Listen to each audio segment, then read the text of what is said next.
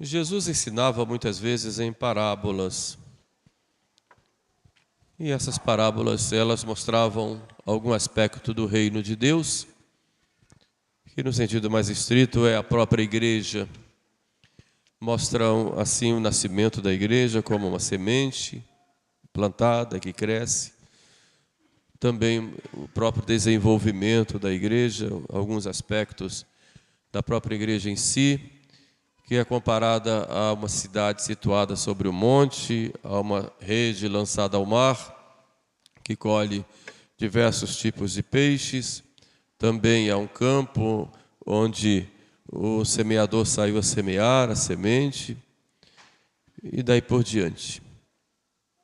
Hoje, Jesus nos mostra a igreja como um campo onde foi semeado o trigo, e à noite, enquanto os homens dormiam, veio o inimigo e semeou no meio o joio. O joio que, quando cresce, parece realmente trigo, mas não presta para nada, porque não dá o fruto, ou não dá o efeito do trigo, ou o fruto como o trigo, ou o grão como o trigo, e depois não presta para nada, senão para ser queimado.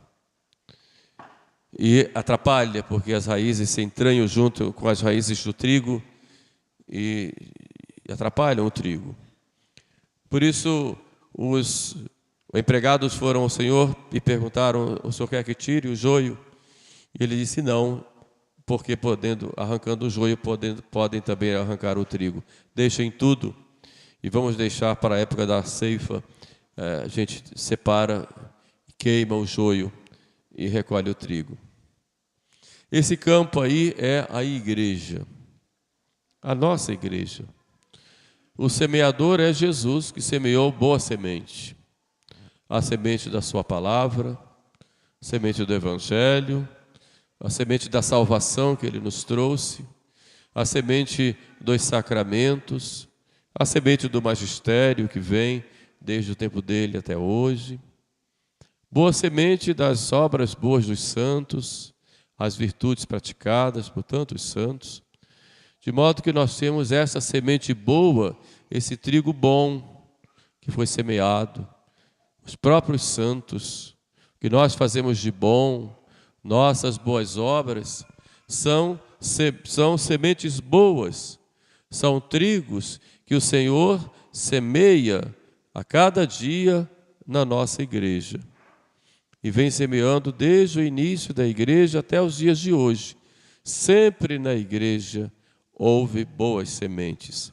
Sempre houve trigo que deram e dão muitos frutos, ainda nos tempos de hoje. Até os mártires, no início da igreja, nos primeiros 300 anos, foram épocas de grandes perseguições, sobretudo do Império Romano, que queria destruir a igreja, acabar com a igreja. Mesmo assim, a igreja sempre teve lá os seus mártires como grãos de trigo, como dizia Santo Inácio de Antioquia: eu quero ser o grão de trigo para ser triturado nos dentes dos leões. Ele foi condenado às feras e pedia aos romanos que não fizessem nada para tirá-lo desta grande graça que era ser como um grão de trigo triturado. Então nós vemos aí na igreja, também durante a história, a igreja sempre com esses grãos de trigo, ou seja, com essas coisas boas que a igreja tem. Quanta santidade nós vemos na igreja, até os dias de hoje. Hoje também nós temos mártires. Em alguns países do mundo, muitos cristãos estão presos, outros condenados, outros expulsos de seus países, outros até condenados a trabalhos forçados e até a morte, e morrem por causa da fé. São grãos de trigo que nós temos. Nossa igreja é santa e tem muitos santos. Mas também há a realidade do mal na igreja, a realidade do pecado. São João Crisóstomo diz que muitas vezes os chefes da igreja podem dormir E porque dormem, vem o inimigo e semeia a má semente, semeia joio. Palavras de São João Crisóstomo. Chefes da igreja ele coloca lá, que não vigiam. E entra uma má semente no campo da igreja. E em todos os tempos, já no início, nós vamos ver gente infiltrada na igreja para colocar uma igreja que não era a igreja de Cristo. Sobretudo com as heresias. Tivemos a heresia do arianismo, que foi uma grande heresia do início da igreja, em que dizia que Jesus não era Deus, e foi feita por um padre, Ario, e foi fomentada e apoiada por alguns bispos, que alguns fizeram até concílios para condenar aqueles que eram contra essa falsa doutrina. E naquela época se destacaram dois grandes bispos, defensores da fé verdadeira, que foi Santo Atanásio, no Oriente, e no Ocidente, Santo Hilário de Poitiers, nas Gálias, onde hoje é a França, que se levantaram contra a heresia. São Jerônimo, naquela época, ele dizia, falando de Constantinopla, e de repente o mundo acordou e viu-se ariano. E a igreja fez um concílio naquela época, concílio de Nicéia, no ano 325, convocado pelo imperador Constantino, e queria pacificar a igreja que estava dividida. Fez lá um concílio, tinha lá vários bispos, alguns que tinham sido perseguidos anteriormente, para apaziguar, e fizeram lá um credo, e usaram a palavra que o Filho é consubstancial ao Pai. E é esse credo que nós rezamos na missa, que veio do concílio de Nicéia. No ano 381, completaram com o de Constantinopla, e fizeram outro, e completaram falando também do Espírito Santo, que é Senhor e vivificador, como nós rezamos. Então, na missa, rezamos o credo de Nicéia e de Constantinopla, que era a resposta da igreja àquela infiltração do joio que tinha sido semeado lá por Ario e por outros, com outras heresias. Foram as chamadas heresias cristológicas, contra Cristo. Não havia entendimento de como ele era homem, Deus, não havia esse entendimento, e as heresias vieram. E assim toda a história da igreja, nós vamos ver o combate às heresias, a essas más ideias, falsas ideias. Mas, depois que a igreja teve liberdade, houve outros combates contra os erros dos próprios católicos, que davam mau exemplo. Sacerdotes, leigos, autoridades, pessoas do povo. E a igreja sempre vai combatendo esses erros que se filtravam durante toda a história, até chegarmos à época do Renascimento, em que aparece lá um monge chamado Martinho Lutero, que com as suas teses, 95 teses, ele divide a cristandade e aí surge o protestantismo. Mas saíram da igreja. E por que o protestantismo se espalhou? Porque dentro da igreja havia uma grande crise que fomentou isto. Muitos padres deixaram o convento, deixaram o sacerdócio, muitas freiras. O próprio Lutero se casou, ou não se casou, se ajuntou, como dizemos hoje, com uma ex-freira, Catarina de Bora. E assim, quem fez o casamento dele foi um padre, Melanchthon, que era amicíssimo dele.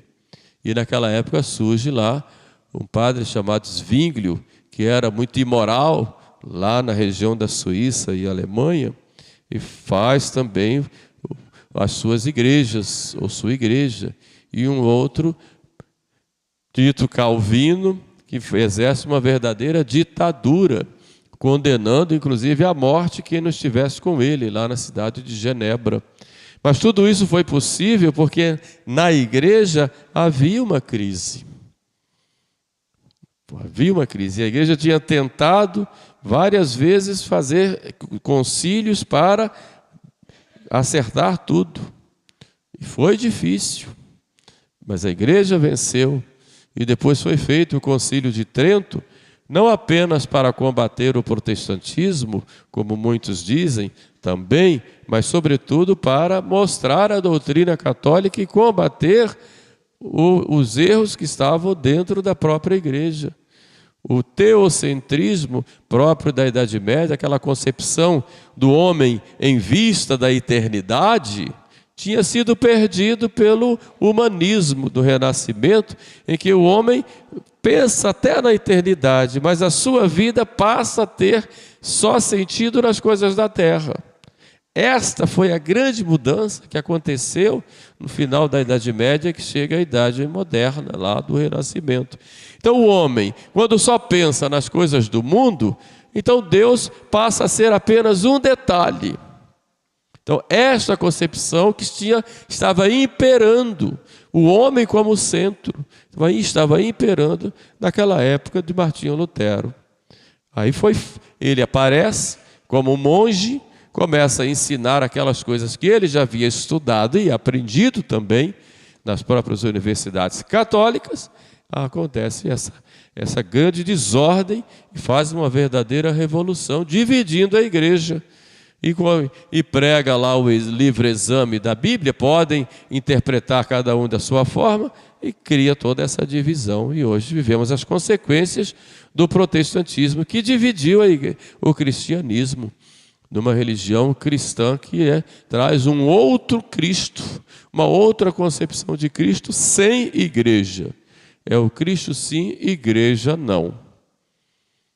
E vai desembocar em outras séries de revoluções, como a Revolução Francesa, a Revolução Comunista, e a igreja vai enfrentando todas essas dificuldades, né, até os dias de hoje. E hoje nós vivemos também uma época de crise na igreja. Uma crise em que entra na igreja aquilo que o Papa chama de mundanismo. Primeiro, nós vemos uma grande apostasia hoje na igreja. Por que apostasia? O que é apostasia? Apostasia é o abandono da fé. Abandono da fé. A pessoa pode abandonar a fé dizendo que não crê mais em nada aquilo que a igreja prega, ensina, nas verdades da fé, ou pode ser uma apostasia em que as pessoas, mesmo dizendo que creem, elas vivem uma vida sem fé, ou sem prática nenhuma da fé. Quer dizer, vivem como pagão. Então, isso se chama apostasia. E o que é que nós enfrentamos nos últimos tempos? Um abandono de grande parte dos católicos da vida católica. Primeiro, no Brasil, nós tínhamos 95%, 98% dos católicos no tempo do Império, depois foi diminuindo, e hoje nós temos, não chega a 50%, talvez chegue em alguns lugares aí. E mesmo dessa metade que foi embora, a metade que ficou na igreja, nós vemos quantos praticam a fé. Quantos vão à missa pelo menos uma vez por mês? As últimas pesquisas, o último censo mostra uma grande queda no número de fiéis da Igreja Católica. Isto é apostasia. Porque se a pessoa diz que crê e não vive a sua fé, e dos sinais maiores de que da sua catolicidade é pelo menos ir à missa pelo menos uma vez por mês, o que ainda é pouco, a pessoa diz que é católica, mas que católico é esse? Eu não gosto muito do termo católico praticante ou não praticante. Já pensou? O que é isso? Você é casado com uma pessoa e diz: eu sou esposo praticante, esposo não praticante. Eu sou fiel praticante ou fiel não praticante? Vai falar isso para sua esposa que você vai apanhar. Tá bom? Vai falar isso para o seu marido: eu sou fiel a você não praticante. Não existe. O católico é aquele que crê e procura viver realmente a sua fé. Entenderam? Fora disso, é uma verdadeira apostasia, o que nós estamos vendo hoje. E fechar os olhos a isto, e as nossas autoridades não enxergarem, talvez enxerguem, não quero julgar, Deus é quem julga, mas não se fala nessa grande apostasia. E o que é que se está fazendo para criar mecanismos ou pastorais para recuperar ou impedir essa debandada de pessoas? Nada. Campanhas, que tipo de campanhas se faz nesse sentido? Pastoral, nesse sentido? Para combater essa apostasia? Vamos fazer campanha de defesa da árvore? Tudo bem, a árvore pode ser defendida, mas esse tipo de campanha vai atrair quem para a igreja? Vamos fazer um show de rock, trazendo o mundo para dentro da igreja? Para atrair a juventude, tem que atrair com um show. Espere aí.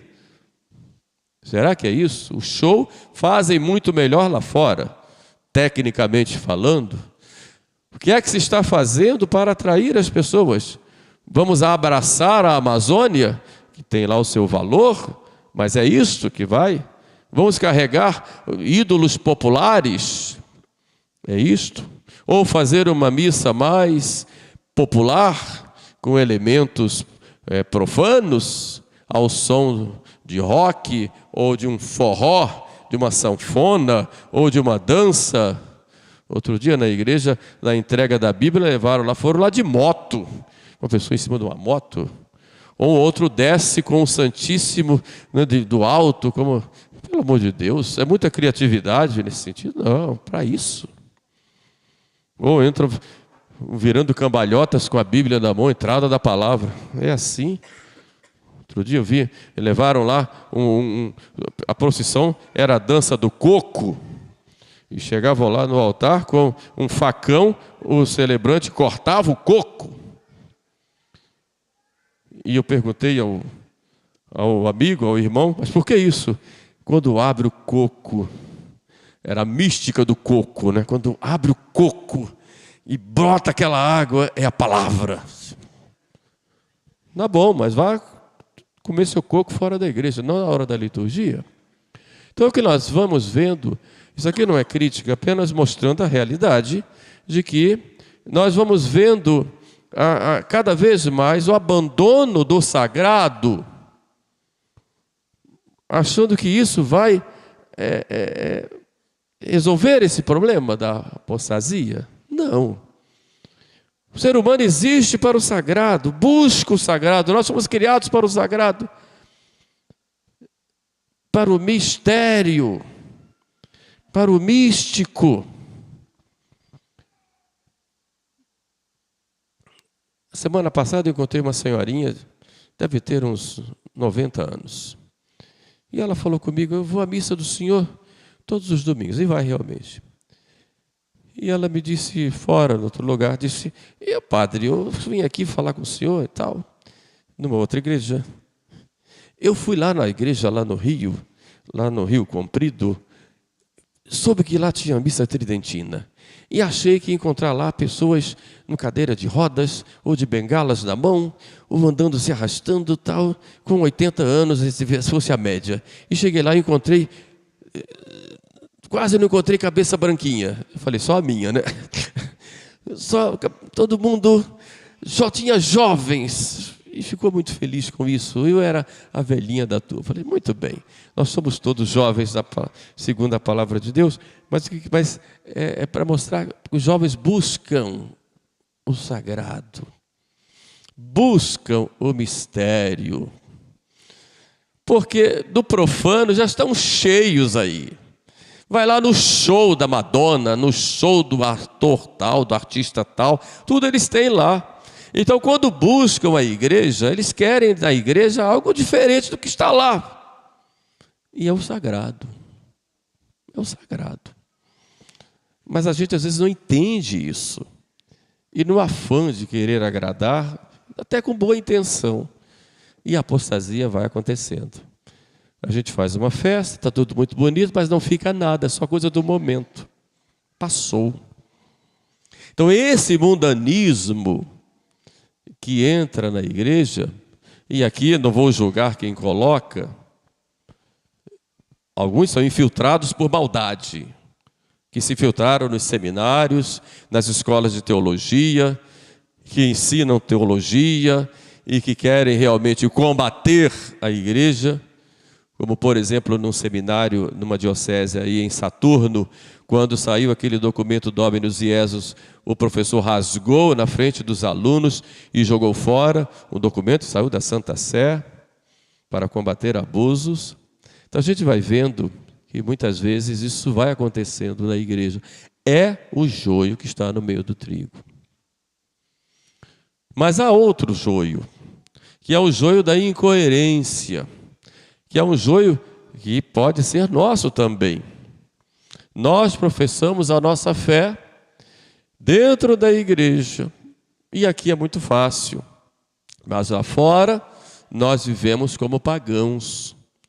Quer dizer, nós recebemos da igreja a doutrina, recebemos aquilo que nosso Senhor nos ensinou, achamos tudo muito bonito, ficamos emocionados, vamos ao confessionário, vamos à mesa de comunhão, tudo muito bom, só que a prática lá fora, nós não primamos pela nossa honestidade nos costumes, no nosso modo de conversar com as pessoas, na nossa ação no nosso trabalho, no nosso relacionamento com as pessoas que nos procuram, no mercado, na condução, na vida do dia a dia, na vida de família, na educação dos filhos, no modo de se divertir, no modo de se vestir. A gente vai vendo que há uma incoerência do católico que procura servir ao nosso Senhor na igreja, mas que fora não é coerente. Vive uma vida que não se preocupa em ser santo lá e santificar a vida diária, e não deixa as ocasiões de pecado, não se preocupa que tem que realmente deixar aquele ambiente ruim e coisas e tudo mais. Então, essa incoerência também é joio. Mas há um terceiro joio dentro da igreja, que é o joio da desarmonia, da desunião, o joio da fofoca, o joio da crítica destrutiva, o joio de um querer pisar no outro, da falta de caridade, da falta de perdão, o joio dos grupinhos que ficam se digladiando desnecessariamente, o joio da intriga, o joio da falta de caridade, o joio do ciúme, o joio da inveja, o joio de querer aparecer. Esse tipo de joio destrói. O Papa fala, o joio do carreirismo, de querer sempre pisa no outro para poder receber um aplauso ali e acolá. Este joio, ou estes joios, destrói por dentro, porque tira dos fiéis essa coerência de família que é corpo de Cristo. Como é que pode você receber Jesus ao lado de alguém que recebe também Jesus e você ter mágoa dessa pessoa? Ou procurar falar mal dessa pessoa para outra? Que testemunho nós damos? Que caridade nós temos? Então, esse tipo de joio, ele termina atrapalhando, prejudicando a igreja. Então, vivemos hoje uma apostasia, sim, mas vivemos também hoje uma espécie de catolicismo de superfície, de casca. Há diversas comunidades que são assim. E nós temos que ter o cuidado, para nós não podemos ser assim. Com essas coisas de brigando um com o outro, isso não existe, não pode existir nunca nos nossos meios, né, e ficar colocando, né, situações para levar à queda de outros, dando escândalos. Não pode acontecer isso dentro da igreja. Então, esse tipo de joio, claro que ele atrapalha, ele impede o crescimento da igreja. É um contra-testemunho para nós e um contra-testemunho para os outros que chegam. Nós temos que nos esforçar, com a graça de Deus, de tirar todo esse joio. Agora, é claro que Deus, nosso Senhor, deixa conviver, porque esse joio primeiro está dentro de nós. Ele não quer que tire do grupo, mas de dentro de nós podemos tirar. E temos que tirar de dentro do nosso coração. Porque quando ele está fora, ele já está aqui dentro. E temos que tirar. E limpar. Né? E pedir a nosso Senhor, né, a graça de nos vencermos Porque cada um tem os seus defeitos.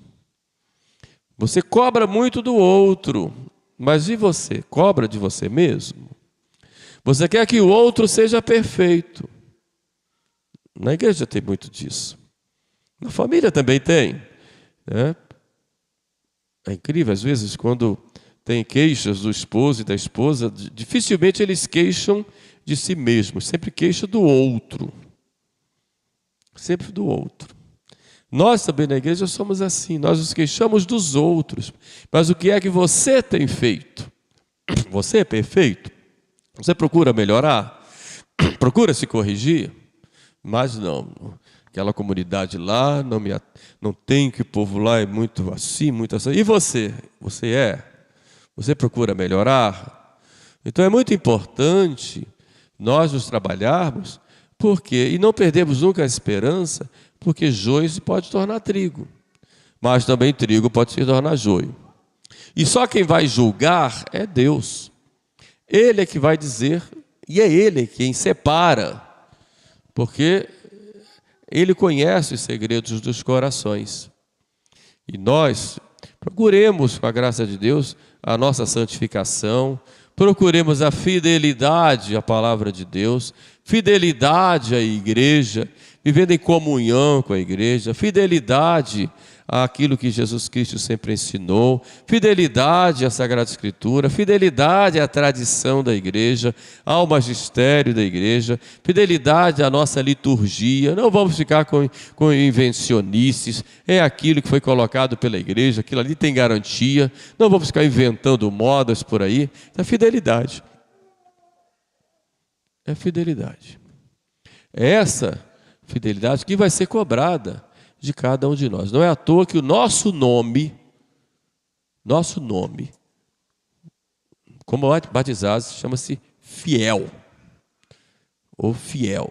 A pessoa passa pelo batismo, se torna fiel, que é um adjetivo, mas que se tornou substantivo pelo valor que ele tem como adjetivo em nós. Então, ele é fiel. E esse fiel aí é um nome, um substantivo.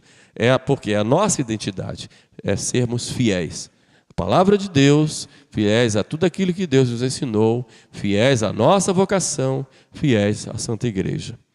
Pensamos, pois, a Nossa Senhora, a nossa mãe, e a Virgem fiel, que ela interceda por nós para que vivamos esta fidelidade e não nos deixemos nunca levar por nenhum tipo de mundanismo que possam impedir o nosso crescimento na nossa fé.